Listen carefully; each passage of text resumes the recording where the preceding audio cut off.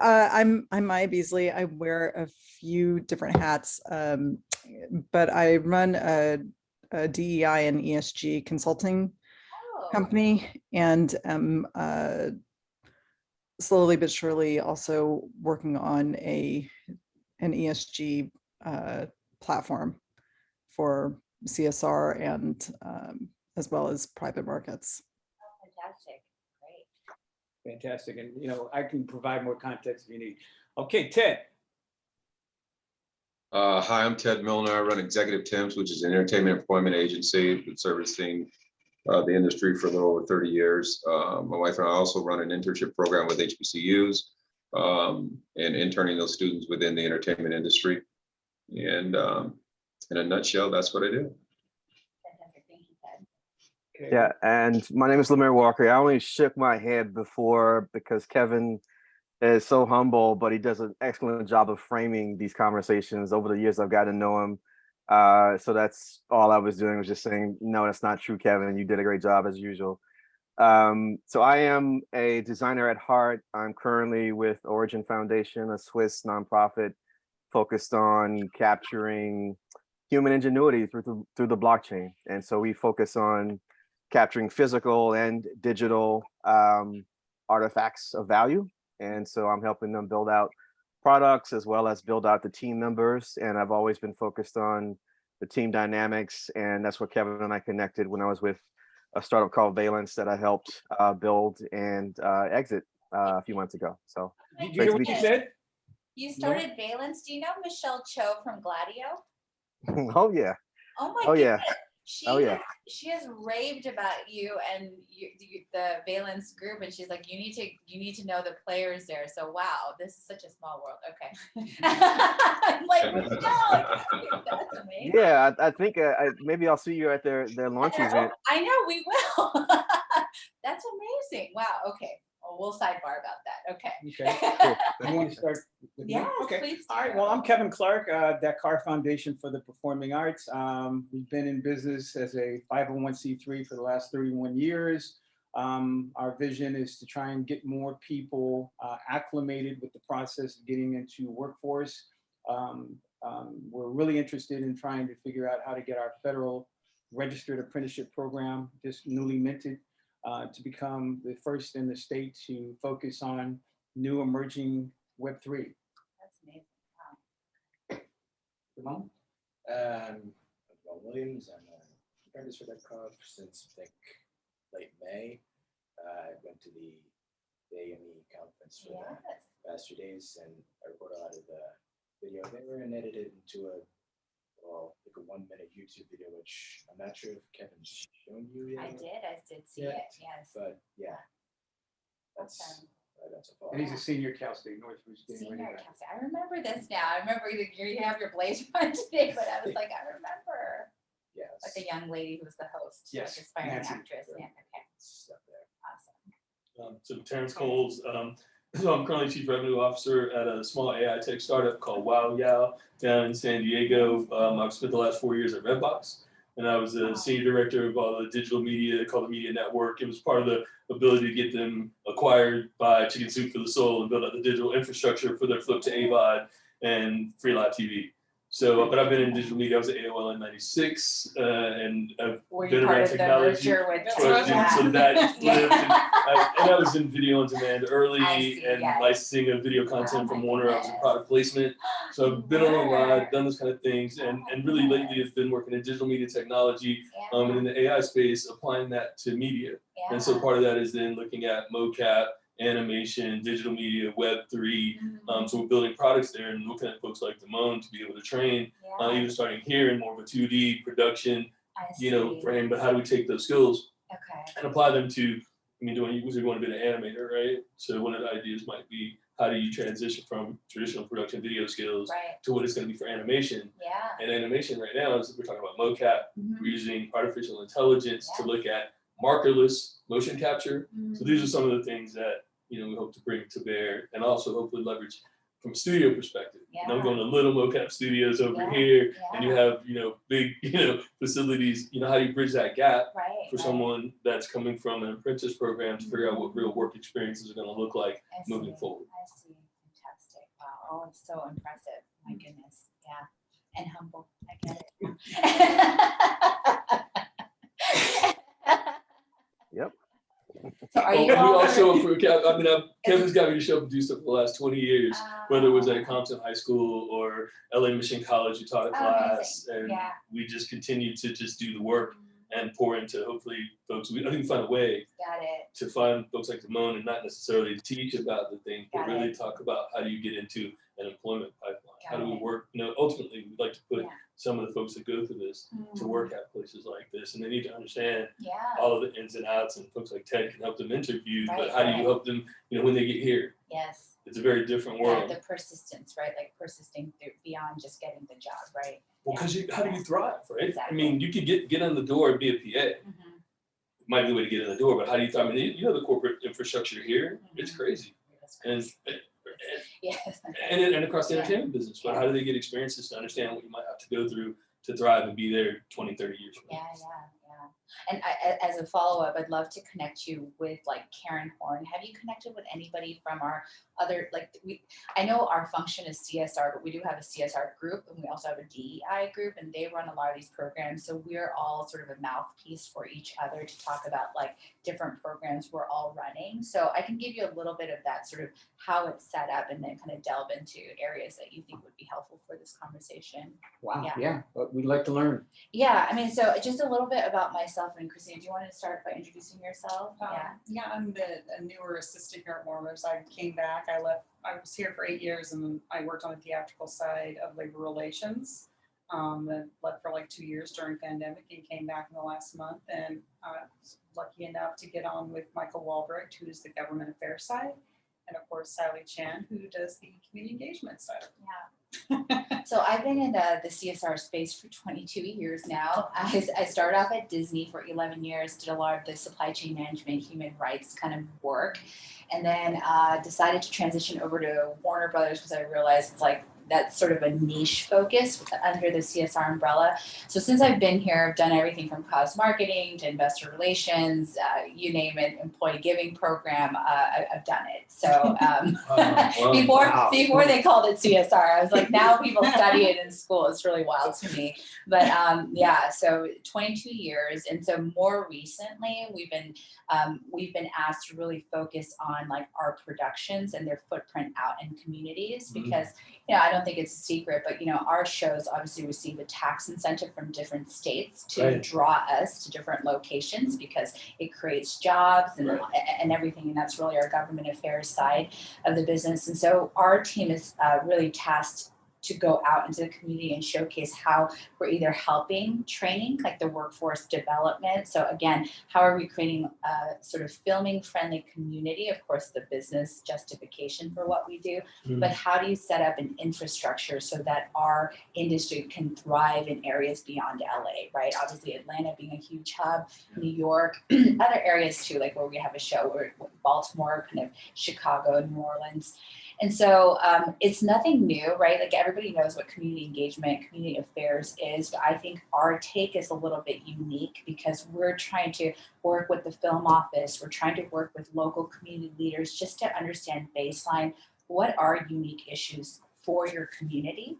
And if there is a barrier to true like workforce development, like what is that barrier? Is it that people don't even understand the jobs that are available? So we do a lot of career workshops so people know what is a DP, right? Like what does an assistant director do? What are the different union pathways you need to like get on to even be considered and get the hours for these jobs? And I think it's just raising awareness of the whole economy, the creative economy that exists within this business. Because you talk to young folks and they're like, I want to be an actor, I want to be a director. And you're like, that's great. And there's a career path for that, really hard, but there's a career path, but there's a whole business, like, on this lot alone, right? We're our own city. We have a fire department, we have a police department, we have everything. And so how do you make that accessible and like even that knowledge available, right? To folks who are like, oh, I thought entertainment industry was just what we see in front of this screen. And so I think that's what we're trying to shift.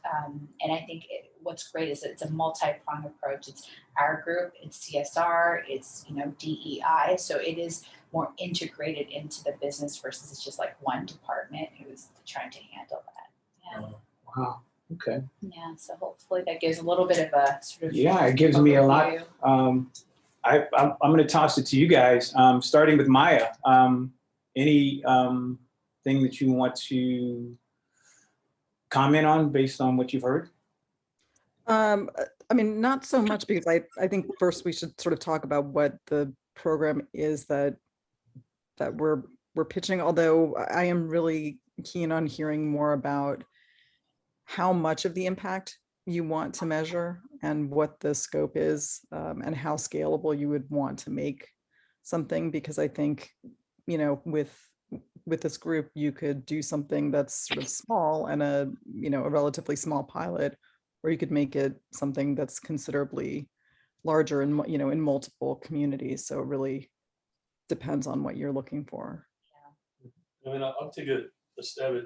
So part of the idea was looking at Dakar as a digital media agency, Web3, however you want to look at it, Okay. and looking at Damone as a resource, right? So he's our video producer. He was the shot, edited, created that. And his apprentice program allows him to deliver that. So we'd love to have you as a client. Mhm.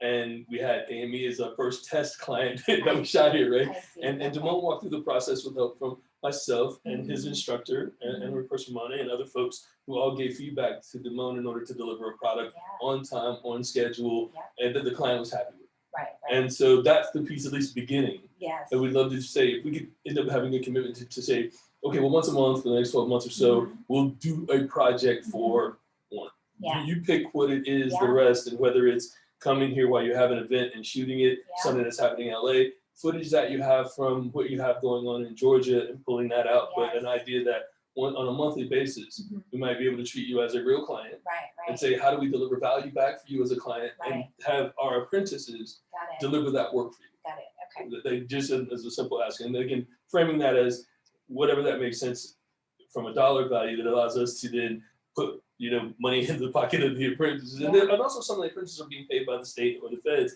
In Damone's case, there's like a gap. So the foundation covered his gap financially while he was out of the window for city funding, City and county funds. Okay, so you get city and county funding. yes. Okay. Yeah, and it is really for us to kind of thread the eye of the needle, because it's based on not only age, but socioeconomic status. Some of the monies go to people who are literally out of school, underemployed, under-resourced.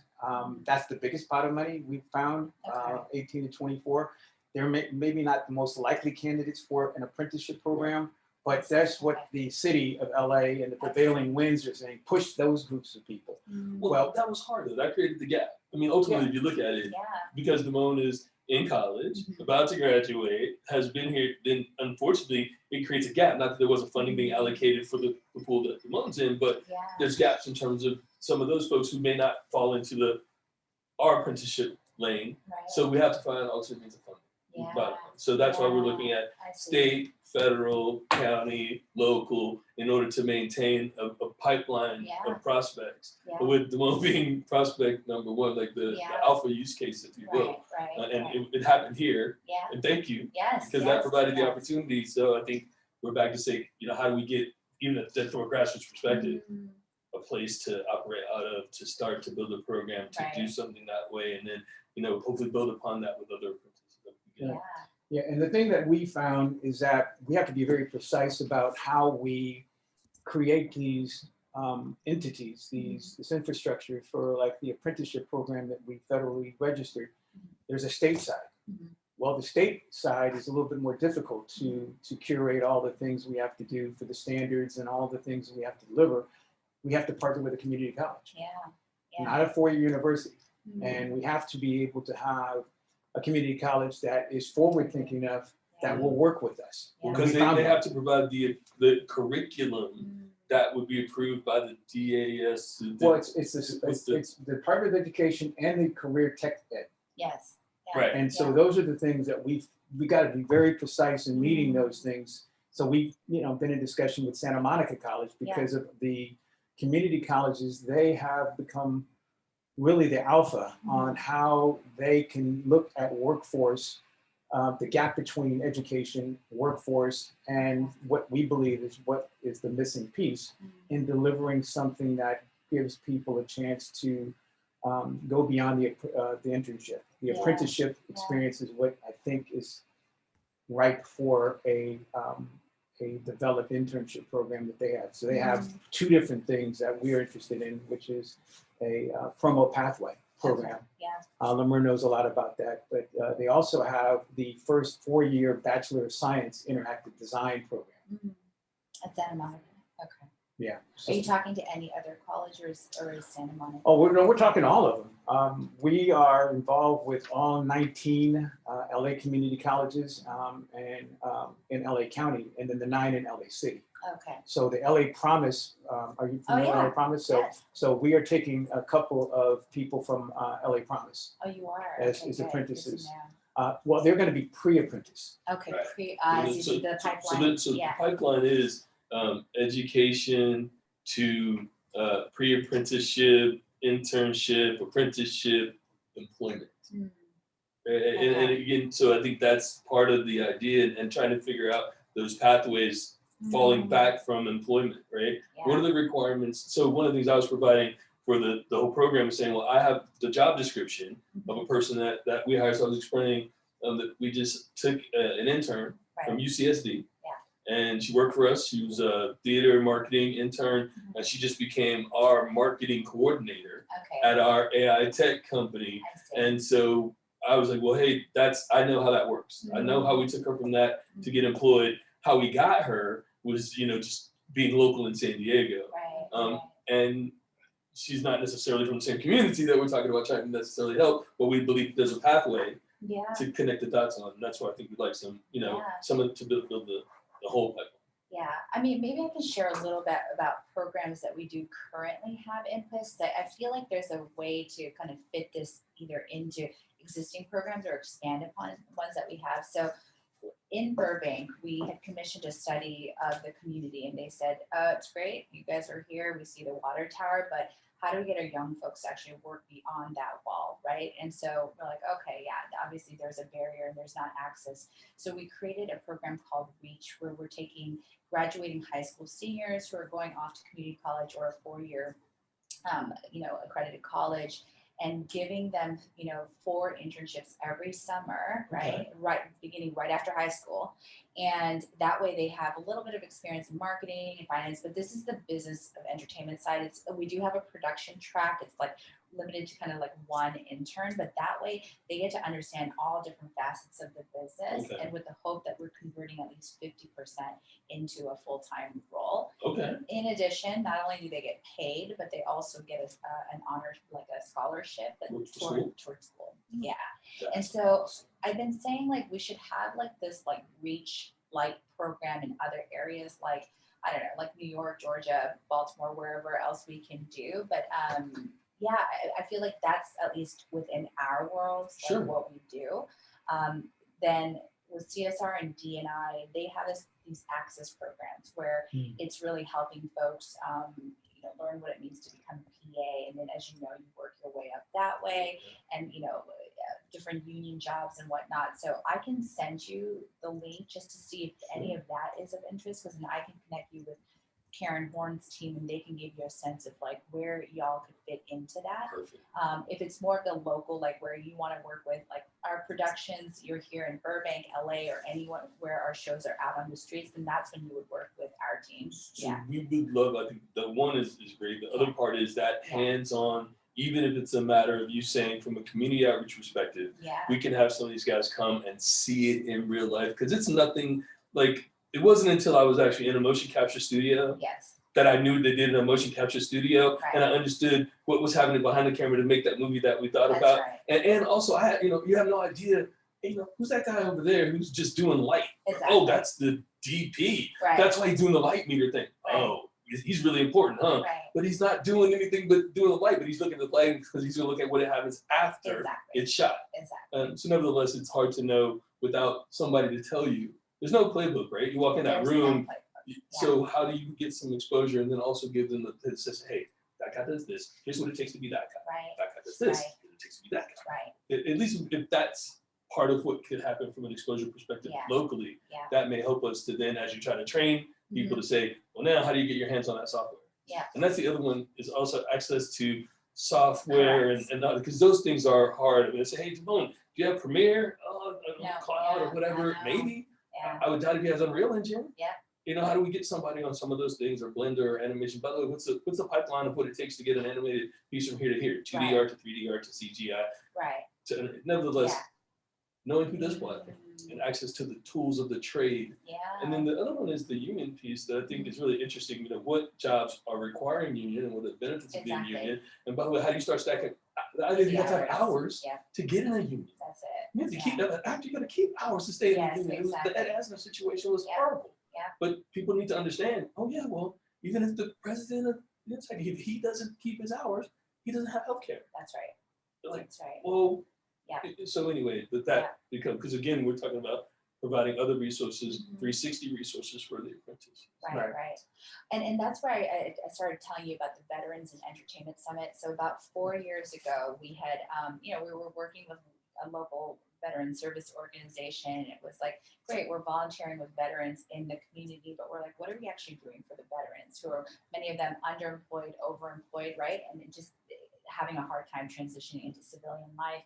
And so we basically called all our friends at the other studios and said, like, this is not an area of competition. Like, all of us could benefit from hiring more veterans in our workforce. And so we basically constructed like a 2-day summit where you'd learn all the different, everything we're talking about, right? And then we bring in nonprofits who could provide the wraparound services. So if accessing a suit for your interview is a barrier, like we're free headshots, like we took care of all of that because we understand and there are so many other different challenges that can face getting the job and then staying in the job. So that's why we did it. So you did that last year? We've done it 4 years in a row and it keeps growing. And every year we're adding new people, but we had like Call of Duty, we had like Deloitte come in, like people even out adjacent to our industry because they're like, this is great. Like this model could work for any community, in fact, right? Sure. It doesn't even have to be for veterans. It's because people don't understand the industry. And so when you don't, like, yes, access is an issue, but if you don't have the awareness, you don't,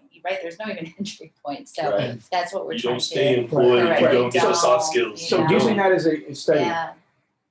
we'd love to know what you've done with your content, your footage, your capture of all the things that you've done, Yeah. so that we can cut it down and Yeah. create some tool, some Yeah. piece Yeah. for more outreach to more veterans Right. who are either in four-year university, alumni, Yeah. and people who have not gotten the message that this resource is available. Right. So Right. we really look at it as product-based learning. Yeah. That we can help these young guys create campaigns. That's right. That's right. And I'd love to connect you with my friend Brian over at CW because he and I worked on that Veteran Summit together when he was helping AT&T, and we've talked about that. It's kind of like the farm system for sports, right? Like it's like the minor leagues. You're trying to bring them up to a point where they're ready for like the big, the big stage, but it requires all of that training and investment up front. And so, and making sure that then they're connected to like the next group within the company that can help them, continue to evolve and, and really succeed in the industry. So I hear what you're saying. Like we've been talking about it nonstop because we're like, it doesn't work because we're all trying to do our own thing in our own lane, but it's not connected, right? And when there's not a true pipeline, it's like you might be successful in your like lane, but the folks are not getting the jobs and staying in the industry. I don't think the elephant in the room. Yeah. Look, from a DNI perspective, Yeah. I understand that I'm African American. I've been entertainment. I was the most senior executive at Redbox that was African American, and it wasn't until I exited interview that I was able to say, hey, here's some things that sort of exist in the corporate environment. I know you're about to be sold, and I know it's Apollo Global Management. And by the way, I've been an SVP before. I know what's happening. I've raised money. That wasn't what I was even considered to be a part of. And it's cool. Happy to be there. I was happy to be that guy. I had to take on the role, though, as senior West African American, only one on the exec team, to represent all the African American employees at Redbox. And I had to tell them, you realize, because I'm the only one in the room, I have to speak for everyone who's not in the room. Correct. And that's a really hard place to be, navigate, and not necessarily, there's no safe spaces to go HR maybe, but if I go to HR is gonna think I'm We all need the face, you cringe, right? The HR face says, oh, that dude's a problem. I'm not that guy. I'm just trying to navigate a situation with with people who might be able to help me in a confidential way to just be valuable in that employment environment. And I think that's the unsaid thing that in addition to all of these things, you have to be able to navigate in that kind of Minda Hartz was here not too long ago, and we had that candid conversation. She wrote those 3 bestsellers about just her experience as a woman of color in the corporate workspace, and we talked about that. It's like it's the thing we're not allowed to talk about, but it's the very barrier that exists for us as people of color in the workforce, and it's nuanced for each group. But it's that. My chief strategy officer, person of color, he's Chinese American. We talked about it. We had to have the same conversations around the Asian hate situation that was happening. And at that point, we had a conversation about being African American and saying, hey, that's a thing, and that's horrible for anybody. But together, though, we together talk to the rest of the company about being, but not apart, right? Yeah, it was only him talking about that. I agree. We had to go together and say, hey, look.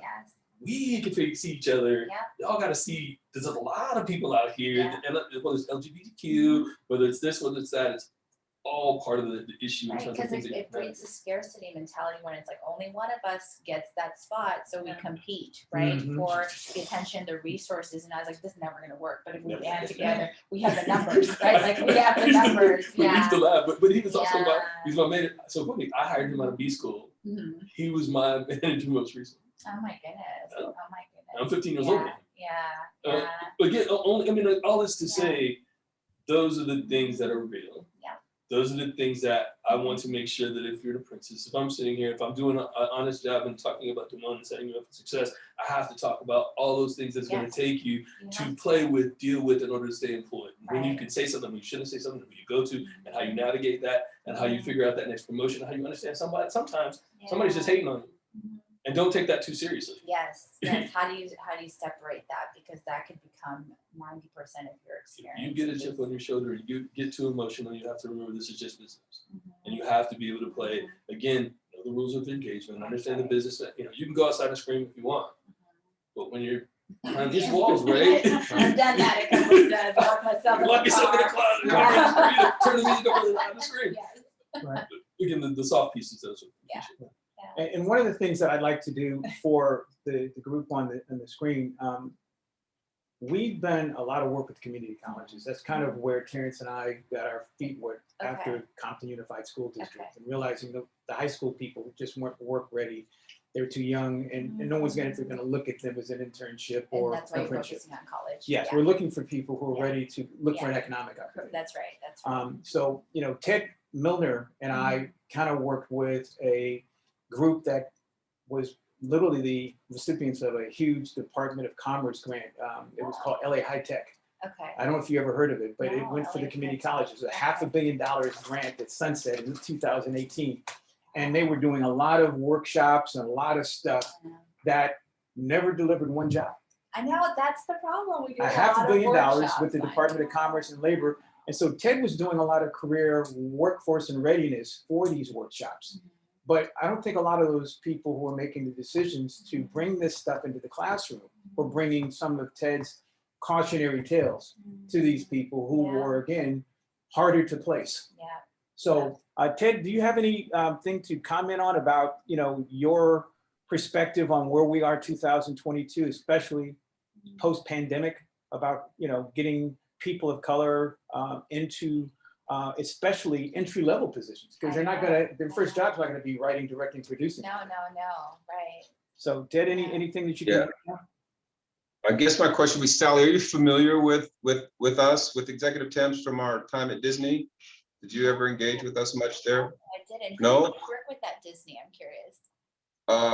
With source and procurement with Peggy out of ESPN. Yeah. So, but we've been. My wife is a former assistant to the chairman of NBC and the assistant to Paramount Pictures. Okay. And so, from that perspective, we created a little over 30 years ago Executive Temps to cater exclusively to entertainment. So we placed thousands in the industry. hundreds that are executives now. We service Warner Brothers and, Disney and different studios, but eventually they start moving toward a different MSP model and a VMS model.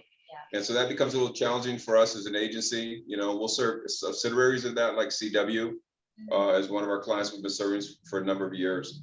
I guess my bigger question is, how does Kevin's vision assist you?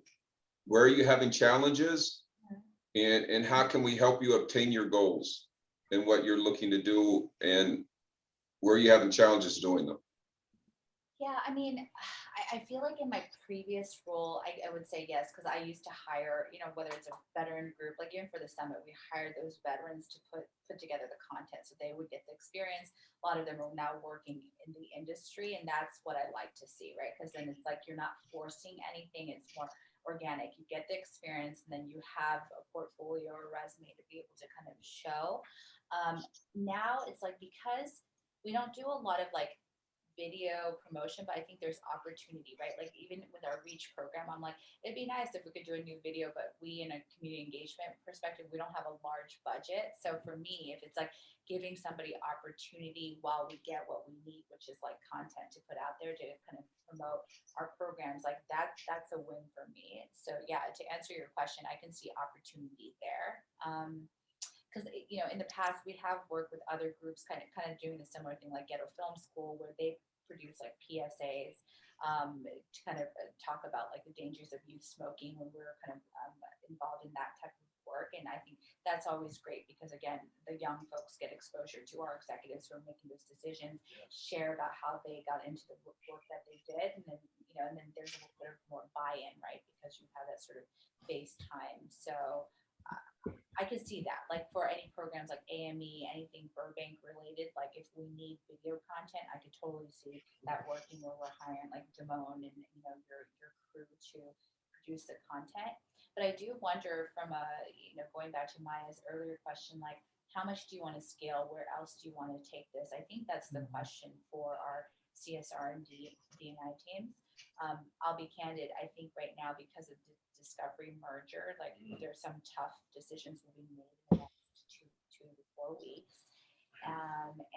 But once we emerge from that, hopefully. I heard the code in that conversation. Yeah. Once we emerge from that, we will. I think the CSR team will have clear vision for like what they're focusing on. When we were under AT&T, it was definitely about the digital divide. Right. Like how do we, make sure people have access to equipment or whatnot. I think we will revert back to storytelling. I'm pretty 100% sure finally. But what that actually means in terms of like how much money they have and how they're structured, we don't know yet. So that's where we are. But I'm like, we're a 100-year-old studio. We're not going anywhere. Yeah. Like, it's going to come back. The pendulum's swung very aggressively this way, but hopefully it'll come back. But that's kind of where I see us right now. Is there any qualification process that we need to go through in the meantime to be sort of an approved vendor or anything of that nature? Would this be under the foundation as a 501c3? It could be. Okay. Yeah. Is that how you would structure I believe that's going to provide more history and Okay. and relationship building. Hopefully it provides a tax write-off for you guys Yeah, as well yeah. to be able Does that help? to make the money. It does. I mean, it does. Like we can go either way, like operating or nonprofit. Where's the budget better to Is go that, and after? that's what we don't know, because everyone's budget is frozen right now. So even if I were to introduce you to the 2 other teams, they couldn't do anything in this fiscal year. But I suspect by January, like we'll have a sense of like what is our so budget. fiscal is January? Mm-hmm. Okay. Yeah. Okay. So everyone's kind of frozen. That's terrible. That's why I was like, here's the swag that I had. I'll donate a lot if you want that. But it's really lean right now. But is there access to content and maybe events between now and the end of the year to become acquainted with the process, even though it would not to be funded? Like meaning, is there anything coming up between now and the end of the year? If you looked at Veterans Day or something else, is there something where, again, just as we did for AME, on the money that Damone would have now, is there a way that we could do entry program that would be the example, so you can Yeah. show someone, hey, here's what we would ask you to invest in, and your fiscal budget is available. Right. Is there something we can work on together between now and then? To Well, get we us are doing the Veterans Summit again. Okay. And When is that? it's gonna be November 8th and 9th with like a gala on the 10th. So I think I'll have to talk to the other studios. So what's great about this from an exposure standpoint Yes. is like I've mentioned like 12 groups are in, right? Yeah. This is everyone from Well, this Amazon is Studios, all the studios. All Paramount, the studios. Call okay. of Duty, like everybody. Yes. Assuming they all still have budget, I still have to reach out. But yeah, if there's an opportunity there, I can. We would love to Yes. be a crew that could Yeah. come in and do what Timon did for the AME, but Yeah. for that Yeah. event. Yeah, Follow those 3 days, yeah, capture it, yeah, use that as a way to give a recap. right. Follow that up. You know, everybody leaves by December, first week of December anyway, but we can Yeah. wrap something before you have that. So therefore, Yeah. we'd be set up to say, we've worked with them. Because I don't want to come in just sort of asking somebody to trust in the process. Yeah, I'd rather be able to say, hey, we Yeah. worked together. yeah, You got us the first client that we delivered with, you Right. got us to deliver something back for you. We right. will have completed something twice. Yeah, Yeah. And then we have something to show for it. And Right. hopefully the second one, it's got all the studios, it's gonna help us just get exposure. and I to the feel like industry. that's a good opportunity. And I'll introduce you to Betty from VetNet at Paramount. But it's like we need that promo video to like Okay. talk about what we do to like sort of Look, globally. we could honestly. bring Yeah, veterans. Yeah, I mean, there's Yeah. a lots of, if you talk about outreach and we know ahead of Yeah. time, yeah, if you let us know the subject matter, yeah, we could for sure incorporate. I mean, we were dealing with Veterans Day with the Buffalo Soldier. I'll show you, we did a whole 1-hour piece from the Union Bank that I Yeah. paid for yeah. for us to Wow. produce. But we came Wow. up with an hour, and I had my friend Richard Canton, who's an actor, and he interviewed an ex-Tuskegee Airman on the Wow. phone, and we had Yeah. a former general, Yeah. Gordon Bright. Anyway, that's something that I think falls in our wheelhouse. Yes. And if It's you a- have veterans that work in the entertainment industry that you want them to be part of the summit as speakers, like we can work that out. We've done that. We had like General Lucky, like we, the head of, he retired from Army Reserve, but like we've had some very impressive folks, like Jim Axelrod Yeah. interviewed him. And so like we always just try to bring in veterans wherever they are that have worked in the industry or currently do. Again, it's about that representation. Well, right? Richard. Yeah. Richard, so which was funny. Yeah. The 3 people who got here for this thing all ended up understanding that the gentleman he was a veteran from the Air Force. Oh, The other awesome. person who's a historian, he was also a veteran. And then, of course, we're talking to generals, another veteran. So just so happened, everybody Wow. were all veterans, and that was a camaraderie they were able to share, I love and we that. learned through the process. Mm. And we can also highlight, again, we've been focused on veterans from a people of color perspective, Yes. but there's always ways to highlight some of those. I mean, we had the oldest living Tuskegee Airmen in LA That's until so yeah, cool. Ted- Yeah, the past and then the rest, but there's history and things that we'd love to, I think it's in our wheelhouse. yeah, yeah, But it may be something we could do, I think we could do a great job yeah, of making that an exemplary piece. yes, Um, okay, yeah, okay. that'd Yeah, be I'll my ask. introduce you to Betty. She's my planning partner Okay, in all of Bet- this, but she's great and she works for Paramount, Paramount under Rich, who's head of tax got it. over, in case you know any of these players. I feel like everyone that's- knows each other. It's like yeah. a 3-degree separation, but yeah, and honestly, because it has mostly all of the studios. We'll see if Disney comes on board. They have their own summit. You but need to yeah. guilt them into it. Well, they had their own, and they had Dr. Biden. I was like, good Oh, for you all. okay. So yeah, we Oh, thought we were it gonna was- play it was together, like but Sure, they just flew in the Joint Chiefs of Staff, no big that's deal. all. That's all. So Can I ask a quick question? So is the work that you're doing with veterans, is that with other studios, is it sort of formalized with the other studios so that there's sort of a consortium? it is, yeah. So we, Because yeah. Go ahead. Because I'm just wondering if if we think about sort of moving ahead and understanding that there's sort of this freeze, right? And I think it's great to do something in the interim, but one of the things that I've really enjoyed working with groups on is cohort programs, so that you're bringing in groups and there's a sort of a consortium of organizations. And so, instead of it being just Warner Brothers, there's 12 different organizations that are involved in something. So you have 12 times the impact. You can, work with 12 times the number of students. And at the end, one of the benefits that I see for the organizations themselves is that they end up with this pool of talent that they can look at. And it's not just the individuals that they sponsored or worked with particularly, but it's that whole pool.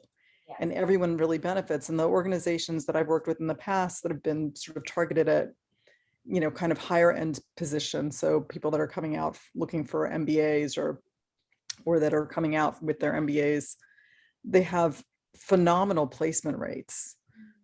So they end up with anywhere from 95 to 90 to 99% job placement rates for the folks that do that, because the programs work really nicely together.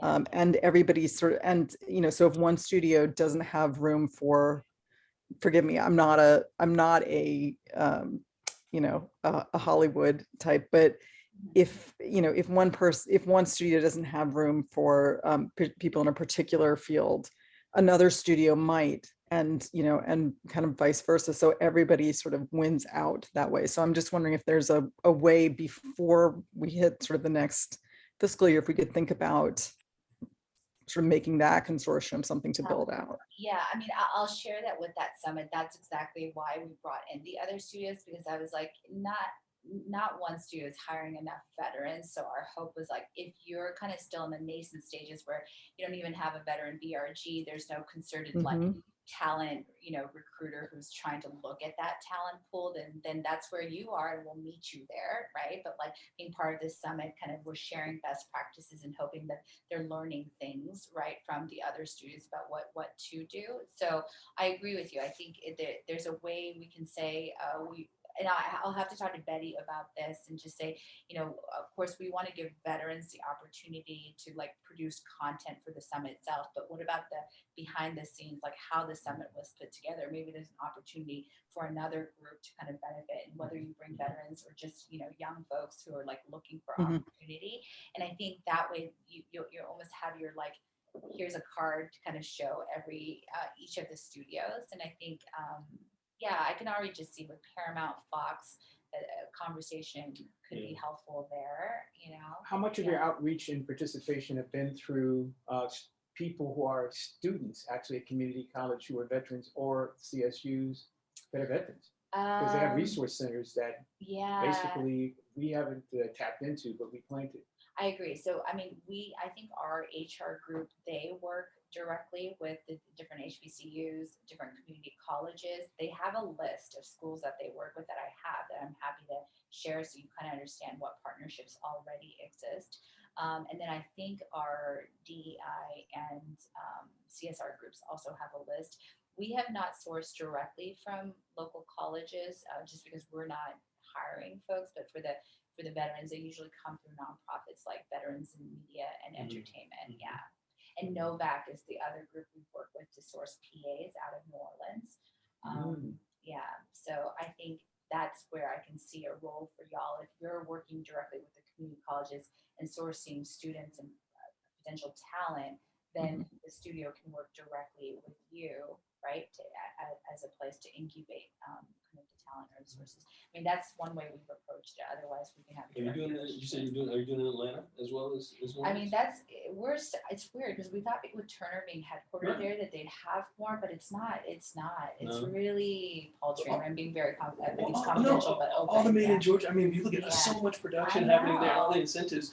And you look at the disproportionate amount of the population that you could. I don't understand. I really thought Turner would have been far more like invested, but when I look at the numbers, it's just not. And so we've tried. We've worked with the film office. We're like, we should be doing more. And so there's like a set training program we gave some money to. But I agree. It's like a lot of times it's just checkbook philanthropy where we write a check. Gave it the office. Right. So it's could be better. You know, I appreciate your candor. Yeah. But I mean, those are the opportunities for I mean, again, if you think about, you know, Ted's working with HBCU, you know, folks there, and then there's the Atlanta AU Center. And so there may be a pipeline that already may exist that we could tap into if folks in the area to activate something, right? So we could look at some of the resources. Oh, so you guys are national then? Oh yeah, well that's why we registered federally for our apprenticeship. So federally, that was the first approval that we got, and look, I got to while we're here talking about the state approval process with community colleges. But again, I think when you talk about this kind of an opportunity, it's about disenfranchised communities on a national level. Yeah. Because ultimately everybody wants to sort of come here, but you need to know what it's like to get here and stay Right. here. But And also that's social why- production. And that's why we're saying you don't have to come to LA. Right. Yes, there are a lot of jobs here, but a lot of our shows are out. Look in at all the those studios communities. Yes. in like, I mean, Yeah. Atlanta area has boomed Yes. with production facilities. And I know Yes. folks who've worked on shows that are HBO shows and other shows, and these shows, I'm like, why are you going back to, or Chicago? Yeah, or Chicago. Exactly. Chicago's another, and that would there's make your community outreach. So Redbox, we're in Oakwood Terrace. We had outreach yeah. all over Chicago as Redbox. Yeah. So I'm super familiar with the outreach we did there, and my fear is now that they're acquired, maybe that goes by the wayside. But not to mean that we don't have people that we could reach out to if we had the auspices of what we do with them. Yeah. Of what's that program look like, and how, and there's maybe places where we could use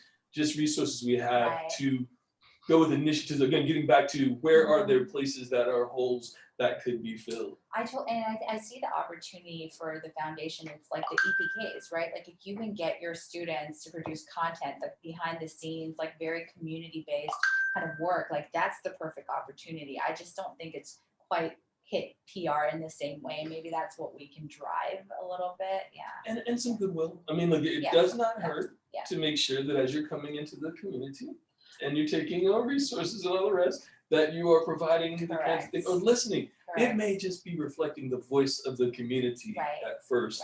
And there's content around that. I mean, there's concepts in Chicago where they're talking about health and equity. And so I worked with the American Cancer Society for Redbox to address health and equity in Chicago, only because they could show that within this many miles of each other, the life expectancy was 30 years different. So nevertheless, these were initiatives that from a Redbox perspective. We saw, so there's ways that we might be able to utilize those same kind of models. Well, with the few minutes that we have left, is someone trying to join, or do we lose somebody? well, yeah, we're running out of time. How much time do you have left? I mean, 'cause I we're at the think, two. we should be good. I Okay, don't have. So I wanted to check in because the areas of interest for our federal registered apprenticeship program, obviously we want to hit the state level with our community partnership, community college partnership, but we're really looking to have impact where there's growth. Okay. And some of the things that we believe would grow there in the areas that Lemur is working with, who started Valence, but now is working with Origin Foundation, Web3. So Lemur, can you kind of chime in a little bit about where you think things are going in terms of workforce in media to, again, incorporate the Web3 stuff that you guys are doing? Sure. I mean, I think they're very adjacent to a lot of the native skills that are already being built around content production, around digitization of artifacts and media. For instance, when we've been talking about your project, Kevin, around the soldiers and some of the memorabilia, the militaria that exists, there's a whole pedagogy around how we bring those into the metaverse that is fascinating and very accessible if we get the program pipeline set up. And so having someone at the ready to bring some projects to the table that we can either take photography or other generated assets into the systems. The whole world of Web3 is quite expansive and inclusive. So I think, a lot of what we're trying to do is to make sure that the clients at scale that we serve, that they have an easy set of tools to use, and we can talk more about that later.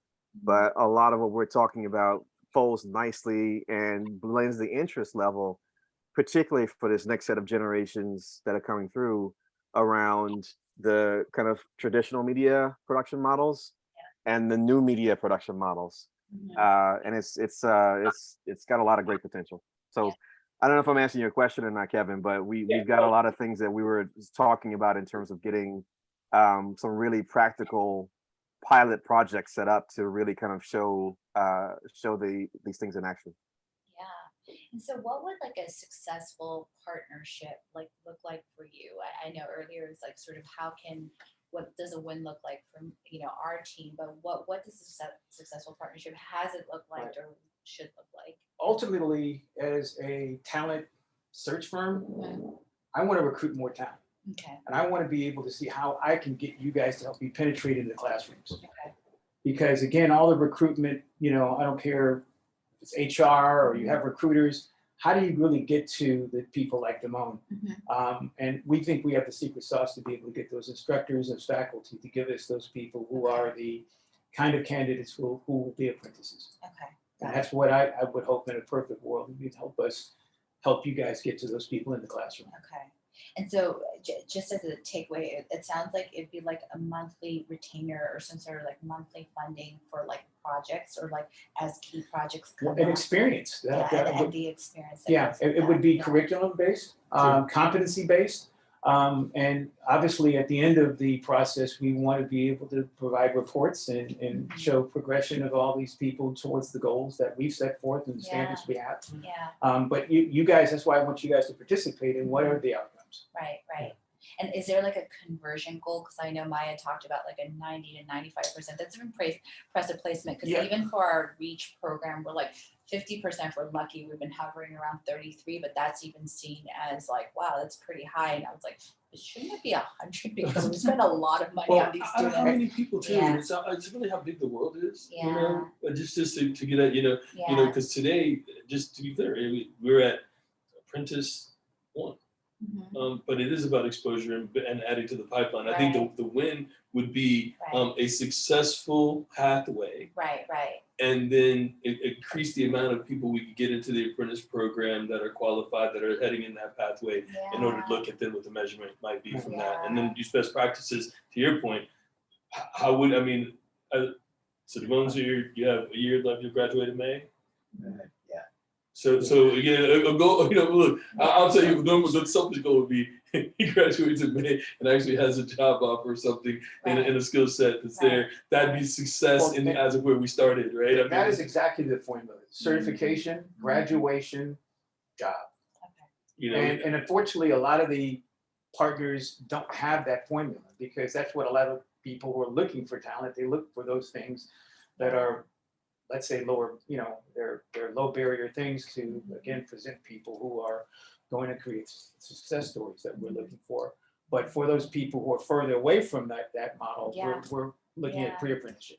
I see. Okay. and I think the point you made before would be, you know, just some monthly kind of a piece that we're engaged in, whether it's that month there's nothing happening, but there's content that we say, hey, here's our thing for the month, and here's what our project for the month is. Yeah. And again, real client relationship, right? Yeah. This is our client. We have to have a meeting to kick off the month. Right. What's our project this month? Right. What do we need to do? And here's the And then here's the creative brief. Exactly, right? All that, right? Okay, great. What do we need to deliver next week? Great. Here's our idea. Here's what we think. We're gonna deliver X. And if we could just month in, month out, do that for a 12-month window, that would be super. I believe that then quantifying what we're able to deliver from that and packaging that. And then our job would be, how do we get more people in so there's not just Damone doing all the work? I mean, our goal would be, how do you have 2, 3, 4, 5, 6 people? Because we envisioned a team. So Damone did a lot of work on his own, but there was no audio help. There was no graphics person. He's a one-man There, band. so he did it all. I mean, I'm so proud. I'm bragging on like whatever, but I'm so proud that he did it all. 16 takes, 16 edits. 16 edits within a 10-day period of time. Yeah. So the work ethic is one of the things that we're looking for these people to learn and how to deliver to a real client. Right. She was totally impressed, and she's like, no touching guy. She'd send Damone something, he'd do it an hour later and say, can you review it? She's like, nobody does anything in an hour. No. Maybe I'll turn it around in the day tomorrow. Maybe. And the day tomorrow is usually the best commitment anybody's And gonna it'll make. cost me $12,000. Oh yeah, and that's a rush. But so he is really what we're looking for is how the real proof of principle is can a person produce a product Right. on spec. Right. And On if they time, on budget. If they can't do that, then they're not going to be able to check the boxes. Right. Yeah. And more importantly, if they learn the business of it. Yeah. Well, and also, to be fair, we have to check boxes on the skills that we're providing. So in order to be certified for the federal program and the state program, they're asking us, are you teaching this? Did he edit that? Yes. Right. Did he? So we're checking a bunch of boxes on the requirements as we do this. So we have to have the subject matter or have some project basis that says, hey, here's what we got to check is the boxes that we need to make sure the project makes sense. Because can we make sure we do some audio? Can we make sure we do some posts? Can we make sure we have some script writing with you to understand what should happen? These are things that will help us check boxes that we've actually trained someone who can, because we have to say they're proficient. The only way you're going to become proficient is not doing it once, but having the repetitive opportunity to continue to do so. So that's why I think it's important for us to have like a 12-month kind of commitment, even if it's light, right? But it's one thing a month, because by going through that process, I think we will come on the other side. Well, yeah, and what we're required to do is to provide a certain amount of curriculum, 144 hours of curriculum, 2,000 hours of actual paid experience, or competency boxes that are checked off. So, so 2,000 hours, we did the math, is a little over 1 year, 40 hours a week. So they said to us, it can be either the 2,000 hours, or we have to check the box that they have gotten the competency of a particular skill set, which is like a video producer, I think is what we have. Right. It's all, and so really, we're going to have to certify. But the only way I'm going to certify is if the client, if you say, no, Terrence's work was proficient in these skills, because that's the checkoff that says, now thank you, we delivered to a client on time, on spec, so that we can go back and say, yes, and it's not just us vouching for the fact that Damon has learned this. It would be, it's been proven and client proven. That's so that to keep us beyond reproach and making sure that we're running the right kind of a program. I see, got it. And I've heard this from a couple film offices too, where seemingly this is the magic number, the 144. Okay, interesting. Yeah, and so, you know, the goal, aside from them getting the project completed, and being able to almost reverse engineer it and explain how they did it. Yeah. It's not a pitch, it's a reverse pitch to explain, you know, and get everything down to a process where they can replicate to a client, customize it. Those are the things that we believe are the skill and the mindsets that are missing from some of the students, because they're not exposed to them in a classroom environment. Who's going to teach them how a client or an agency really works? I heard this from the teachers. And they may not ever go into an agency, but they need to learn how someone delivers, you know, the business to its end. Well, NATP gives the producers, you get pitch sessions and all the rest, right? So you get a NATP pitch, and you go into a room with a NATP pitch, and they all say yes, and they'll nod. You go into a real pitch? Yeah. Oh, I don't think we have projects like that already right now. I don't think we're good. Thank you very much. We appreciate you. But again, it is that reality, and coming from the space and knowing that we really want to bridge the gap, right? This is not doing it just to get some foundation money and do some stuff and say you did something.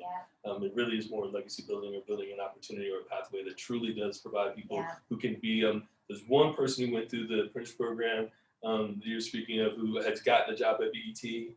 So she went through Laugh Out Loud. So she's a prototype of another program, but we're using her as like a mentor. So she chimed in and gave Damon comments from that perspective. Somebody who was matriculated through another system.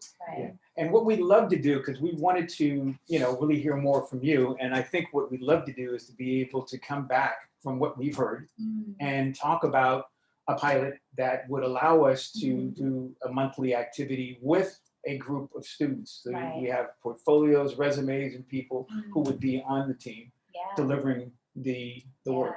And, you know, looking at being able to scale this thing. You know, we talked to people about Gladio and some other folks that need to see that there is something a little bit more capable of showing real-time, real-world experiences. This is kind of how I believe we can show the state of California, who's really putting a lot more emphasis on apprenticeship, as well as the feds. The city and the county, not so much.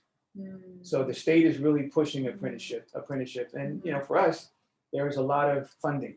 There's a lot of things that can actually help build credibility for everything we're doing.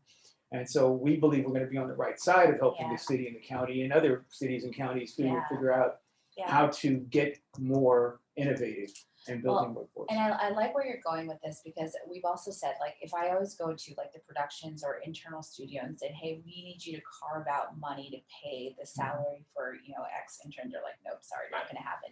But if they're like, hey, the state or the feds or somebody is giving you money and all we have to do is provide the experience, Well- then people are willing to try it out, and later they'll pay Well, for it themselves. yeah. And that's what's happened with our Reach program. So Love it's that. Well, you know Allison, right? yes, Yeah, so yeah. we're going to be talking to Allison about making sure that we're in the best practices of state Good. and federal. Right, 'cause she's So she's- getting a lot of money. Yeah. Yeah. Well, she's working with us to Yeah. make sure that we get the state part down. We went to the I federal see, part I really see. quickly, and she Got was it, got it. amazed at Yeah, how we got through it. yeah. But That was the email that just came through. So they introduced us to Ha, who's the state. And so we now, so our next step, and so I'll back up, if there is a community college in this area that you have a program where you say we should Yeah. go, we know You our said doors, Santa Santa Monica, Monica. yeah. I mean, we're really open Yeah. to what does it take to check the boxes. Yeah. The only one I know is like just because like a board member from Burbank sits on the board for ELAC, and so that's the only connection that I'm aware Just a of. But yeah, Sure. uh-huh. East Los Angeles, yeah. yeah, They don't have a really robust digital media they program don't. They at don't. all. That's I mean, that's I- a challenge. And yeah. I'm like, you might be able to film at your college, but I don't know. But, that but whatever there's- checks the yeah, boxes, we can yeah. bring, because for LA Promise, we're bringing people along who Mm, are coming from that program who may not be the, you know, who might have the capacity at the moment, but they're Yeah. going to learn. They're going to be the free apprentices. And I think that's helpful to understand which nonprofits you're also working with, just to see if there are any partners that we work with, because then I can sort of build the story narrative around that too. But okay. Yeah. That's Well, helpful. yeah, and that's what we really want to be is an aggregator of efforts, not competing with Correct. with Correct. people. I'm with you. I'm So, with you. you know, Yes. the yeah. goal is to try to find out who your existing partners are Yeah. and work with that talent to bring them along the process. Right. And that's what we did with Access to Action. I actually piloted that program before it became a CSR program. Oh, But okay. I remember I had a boss who's like, over my dead body, you're going to get all these people on these shows. Like, people are scared in the writer's room. And I was like, over your dead body. Okay, we'll do this. And so, so it was like the first year, it was like 7 PAs across, like, actually 14 PAs across 7 major shows across the country. Okay. But it just required finding the right people on each show, right? Yes. The EPM, the department head that was like, I Yes. care about mentorship. This is not just some check the box like D&I program. Like I really need you to care, because I don't want them to be othered. Right? 'Cause the minute they're othered, they might get the job to check the box, but they're not going to stay in the industry. So Oh. we need to like normalize and socialize this like outside of those structures. And so it worked, but of course now it's a No, but D&I thank you program. for saying that though. I mean, you know, Yeah. you do have to find people who care, right? You need to find, Kevin's word is always the coalition of the willing, Mhm. right? People on the phone here Intentionality show is up, everything. Ruby Yeah, Drive, you know, I yeah, mean, yeah. that's the, you know what I mean, look, Yeah. we're doing this no matter what, because I care. I want to see other people who look Yeah. like me Yeah. be in positions That's that I've been in the room. So that's just part of Right. the process. Yeah. But finding the right talent, the right people to find that could, I mean, even one of them, One, yeah. even yeah. one somewhere within the organizational structure could help to us to build something because they're committed. Correct. Yeah, Correct. and the yeah. bottom line is that if no one hires them, I'll hire them. I have my own productions. Oh, wow. I have my I own see. film productions, see. and you know we're working on Mm. some minting of curriculum and not curriculum artifacts and things. So I have a lot of work that Yeah. I can get people on. Amazing. Okay.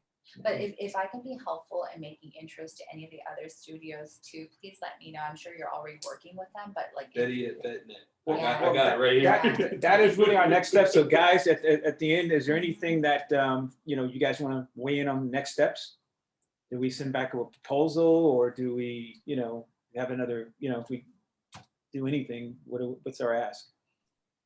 Would that be helpful to you if there was something that was sort of at least a sort of a more formal scope of work? I always like to tell nonprofits, like, don't spend all that time creating these like big things. Like if there's just like a one sheet or a few bullet points of like, what is it? What's the ask? Who needs to be bought in on our end? And at least it gives me sort of a playbook of like who I need to get the buy-in from and how much it's going to cost. So yeah, you don't need to build anything super like formal, but like anything that I can sort of send around. We can socialize. compress the last 30 years into 1 or 2 pages. Well, look, Yeah. let's digest the notes though. I think there's some key pieces from the notes, and I think what we need to do is Yeah. regroup internally on the notes that we have and come back to you with sort Yeah. of the one sheet brief recap Right. of at least here's what we heard. Right. We've done this before, right? Right, Here's what we right. think might Yeah. happen. And our proposal was fast tracked to the feds because it was written by a gentleman that I think we all know. His name is Jay Tucker. He is the he runs the UCLA's management MBA program at the Anderson School of Business, Yeah. sports entertainment marketing. Oh, okay. And so he wrote the Okay. manifesto for what it is. We drilled down to a couple of pages. It's Oh, called the amazing. Digital Pathway Initiative. It's storytelling, it's tech, media, financial management. I mean, you know, there's these pillars are the things that help us understand how we Yeah. plan on doing, you know, the, you know, pillar post for our delivery. Yeah, yeah. And again, like if it's like helpful to work with folks in post-production, kind of like you pilot it, even if it's not like a big enterprise program, let me know, because we have friendlies like in every department, and sometimes we go rogue and do our own thing, because I'm like, by the time I get the approval, it's never gonna happen. Well, I know so- one of the asks is that if you guys do have people who can volunteer time, we still want to take them and put them in the classrooms. Okay, Speakers, easy. and you know, with COVID, you know, notwithstanding, if there's any chance to do any job shadowing for some of our students, Yeah, you know, if that, yeah, if the that's still COVID there. protocol, it makes it challenging, but Yeah. I hear where you're going with Yeah. that, like if it does open up, yeah. Yeah, and Okay. then eventually the last thing is, we have something called conference as curriculum. Mhm. So we bring students to inside baseball conferences like Mobile World Congress, Mhm. CES, Oh, and the wow. other ones that are now opening back up because, you know, Mhm. they're opening up, I because we know. bring them in as backpack journalists so that they can cover and meet and interview I love people like that. you. Yeah, it was great how you guys structured that. Okay. All right. Okay. Cool. No, this is great. So guys, any last questions, suggestions, or comments before we break? Oh, No, it was just Only fantastic. thing I would, oh, sorry, go ahead, Lamar. No, you have it. I was just going to say, I think the intro to other studios would be fantastic. Happy to do it. I know all the CSR folks, so if you ever need,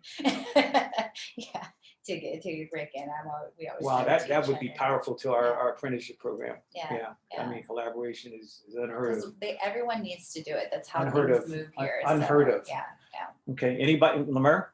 Yeah, I was just gonna say it's fantastic to meet you both, and also, you know, the thinking around keeping this in a modular format around the different kind of pathways and sub pathways is something I think we'll try to shoot for. So it's a menu for you guys to kind of consider when we come back. Yeah, no, I like that. Yeah, I think that's a little bit more like digestible if we could start like a proof of concept in like one group, and then scale from there. But yeah, thank you so much for your time. And Anybody else before we Yeah. break?